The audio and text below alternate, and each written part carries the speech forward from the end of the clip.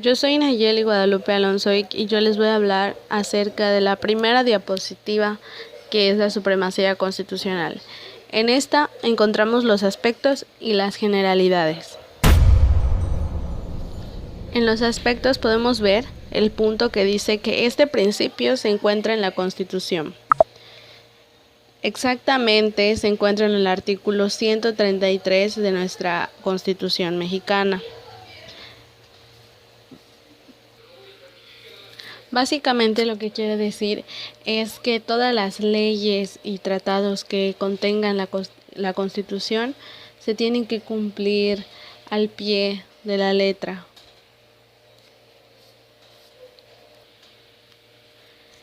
Esto es importante también en el derecho, porque si lo asociamos podemos poner de ejemplo que si en algún momento hay una contradicción entre dos normas que surjan de alguna jurisprudencia, pueden basarse de la Constitución para así aclarar la controversia. Entonces tenemos que la Constitución es la base de todo sistema normativo. Esto tiene relación con el punto de las generalidades. En este punto podemos ver que dice que tiene que ver con la estructura jerarquizada del ordenamiento. Aquí tenemos la imagen de una pirámide que, según Hans Kelsen, dice que la Constitución va hasta arriba. Entonces es lo que estamos viendo, a eso se refiere la supremacía constitucional, que está encima de cualquier otro sistema de normas. Por ejemplo, abajo de la Constitución tenemos las leyes, después tenemos los reglamentos y por último tenemos a los tratados y los contratos. Si buscamos la definición, nos aparece que en el Diccionario Jurídico Mexicano hace la definición de supremacía. Entonces establece lo siguiente: la supremacía hace referencia a la cualidad de la Constitución de fungir como la norma jurídica positiva superior que da validez y unidad a un orden jurídico nacional. Entonces, si regresamos al ejemplo anterior, donde les dije que si en algún momento dos normas llegan a entrar en controversia, aquí se puede explicar correctamente el por qué la Constitución puede servir de base para aclarar esa controversia. Porque como dice, es la única que tiene que fungir como la norma jurídica positiva superior que da validez. Igual tenemos la opinión de Fix-Zamudio y Valencia Carmona.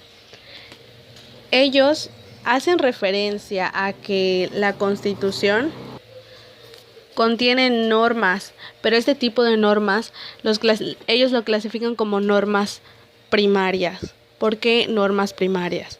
Bueno, porque dice que constituyen al propio tiempo la fuente de validez de todas las demás normas, que es básicamente como lo dice el diccionario.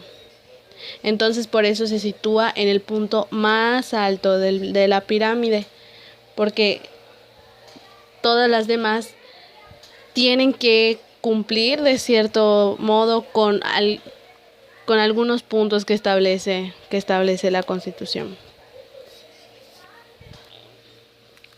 Otro punto que tenemos también es que también se puede establecer que no debe haber nada ni nadie por encima de la Constitución.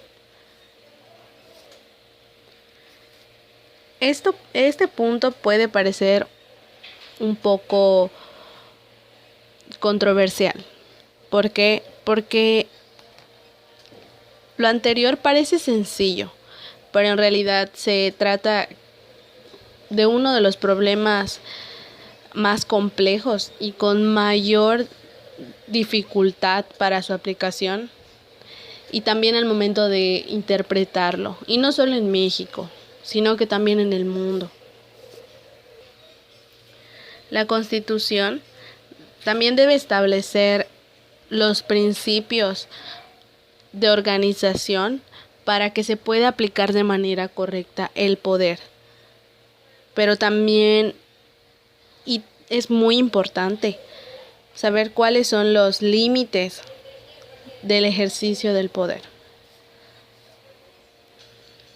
Entonces, se puede decir que las normas que contiene la Constitución están ahí para regular al Estado en general, no para beneficiar a una persona en particular. No es su fin. La Suprema Corte de Justicia de la Nación es la que ha llegado a determinar que la Constitución Federal se ubique jerárquicamente en un nivel superior, como lo vemos en la pirámide que está en la imagen, respecto de las leyes del Congreso de la Unión. Aunque en general la Constitución mexicana también establece otros preceptos, que estos implican una explicación de por qué nos llevan a ubicar a la Constitución en la pirámide más alta, como la ley fundamental. En sí se encuentra en el artículo 133, pero toda la Constitución tiene diferentes puntos que nos relacionan con esta lógica, que nos lleva a decir que la Constitución mexicana es la base fundamental de todo sistema normativo. Entonces, para cerrar con esta diapositiva, con la explicación de esta diapositiva, podemos decir que la supremacía constitucional es un principio que se establece en la Constitución, en donde específicamente en el artículo 133. Pero que en general en la Constitución hay puntos que también hablan acerca de este principio. También podemos ver que en la jerarquía tiene que ir hasta arriba, porque de ahí derivan otros tipos de leyes. Entonces, más adelante vamos a explicar, en la siguiente diapositiva se va a explicar su importancia de por qué realmente este tiene que ir como la ley suprema, es decir, como la ley que nadie puede violar y todos tienen que seguir. Y esto es muy fundamental. Es una ley que todos tienen que seguir y respetar. Bien, yo hablaré acerca de la importancia. Esto quiere decir que en la Constitución aparecen garantías individuales, las cuales son los derechos fundamentales. Estos deben ser respetados tanto por el Estado como por los individuos. Es sumamente importante tener conocimiento acerca de estos derechos fundamentales. Nuestra Constitución se divide en dos partes, en una dogmática y en otra orgánica. En la primera se refiere a los derechos fundamentales del hombre, o sea, derechos y libertades sociales que tenemos como personas. En esta parte, que es la dogmática, es en la cual se reúne la mayor parte de las garantías individuales. A continuación voy a mencionar cómo se divide. La parte dogmática cuenta con 4 capítulos, que el primero, que se refiere a los derechos humanos y sus garantías individuales, va del artículo 1 al 29. En el capítulo 2 es de los mexicanos y la nacionalidad mexicana, que va del artículo 30 al 32. El capítulo 3, que habla de los extranjeros, abarca el artículo 33. Y por último, el capítulo 4, que se refiere de los ciudadanos mexicanos, va del artículo 34 al 38.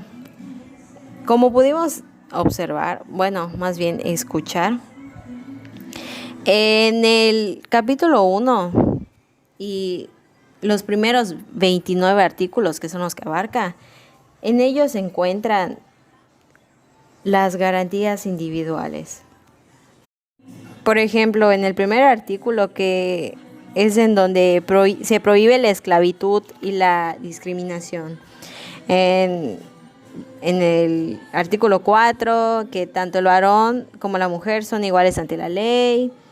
El artículo 3, que nos habla acerca de la educación. En fin, ya tenemos conocimientos acerca de estos artículos, los cuales por obviedad son muy importantes.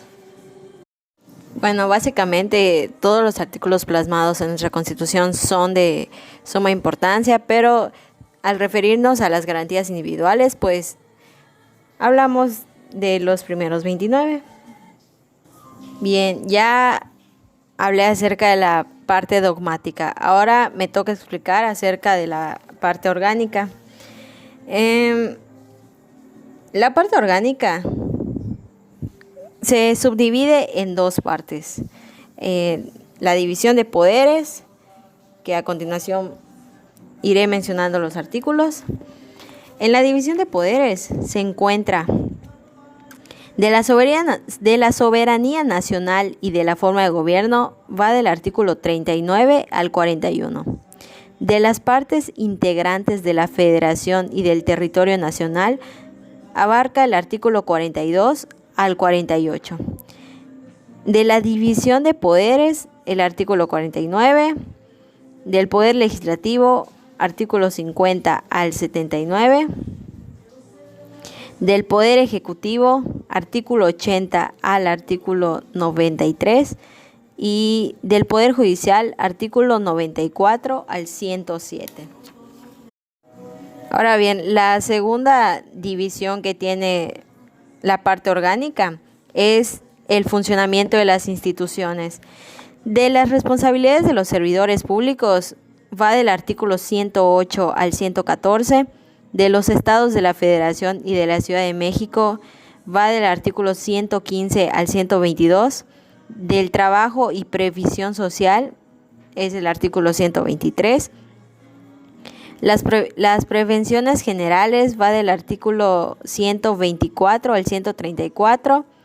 De las reformas de la Constitución, artículo 135. Y por último, de la inviolabilidad de la Constitución, artículo 136.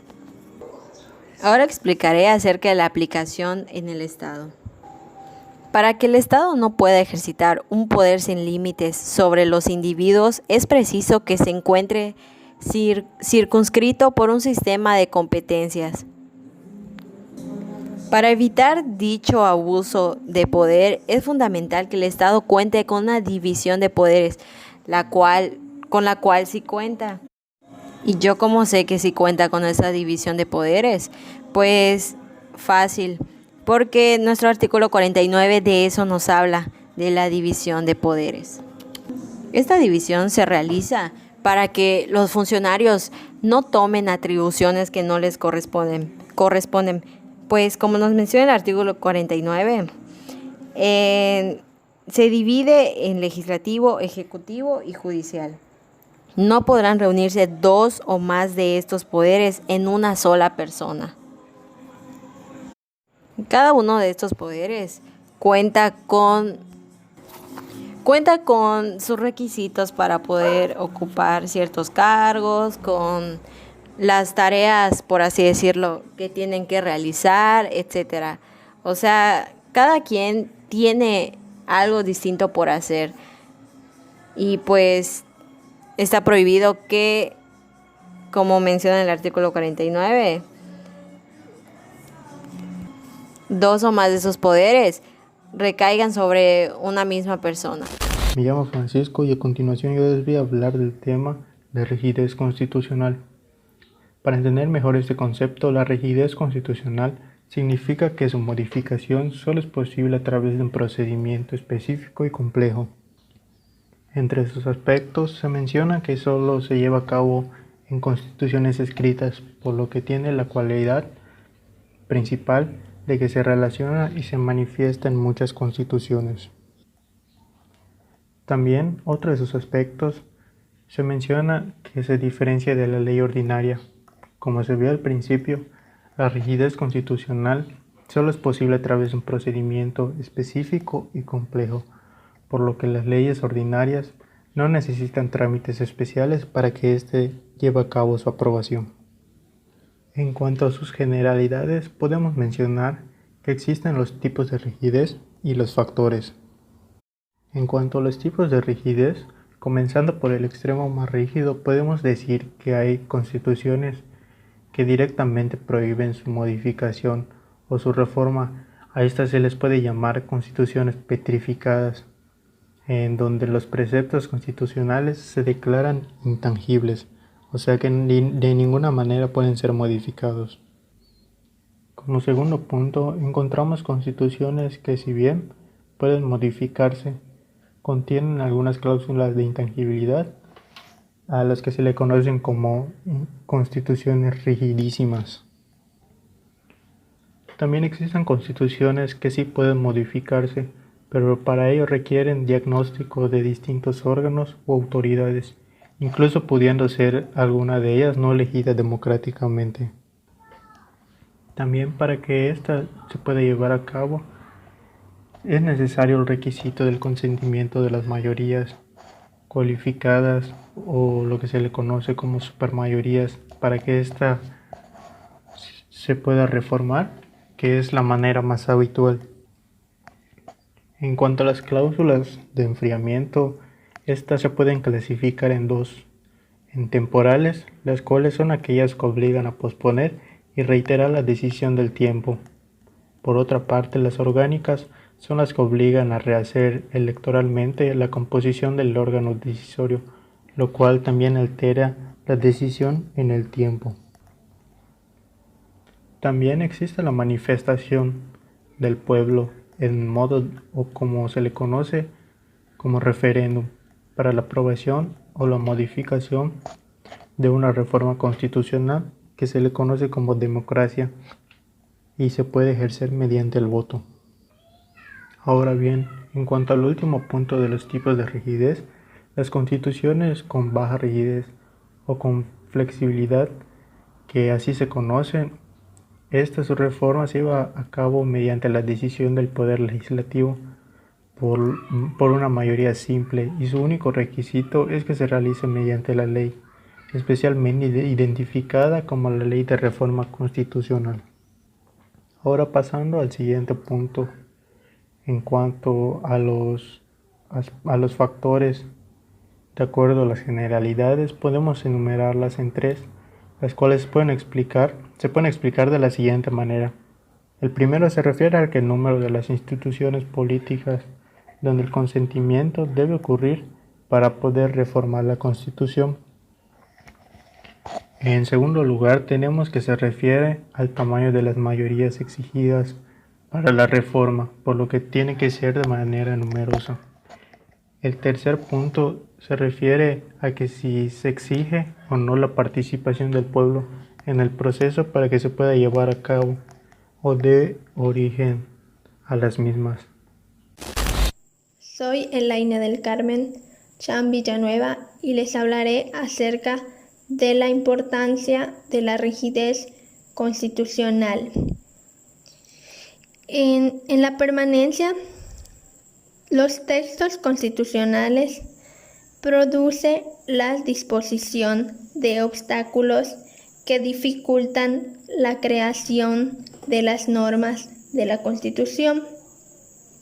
De igual manera, esto radica en lo que es la riqueza y la diversidad de afectos, que esto quiere decir que se deriva de establecer un procedimiento agravado de reforma constitucional.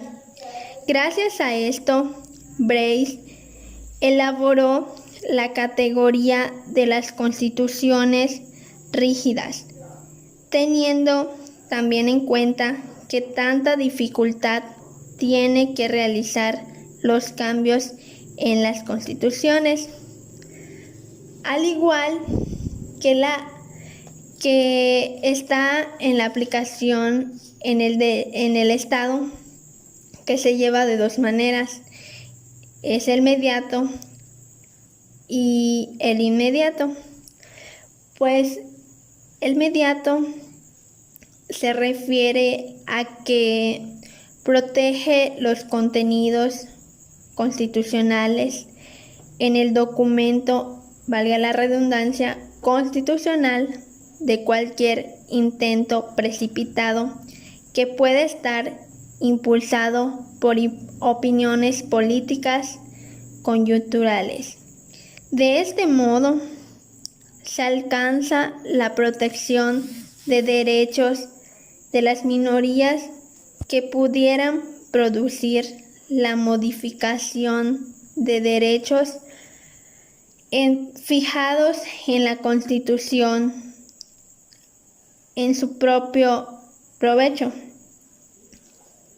Posteriormente, lo que es el inmediato, trata de impedir que el ordenamiento constitucional cambie, sea modificado por una mayoría contingente de ciudadanos a una mayoría ocasional de representantes, lo que en sentido positivo significa asegurar que la reforma de la Constitución sea efectuada para una mayoría suficiente, calificada como para ser tenida como la expresión del pueblo en su ejercicio de su poder constituyente.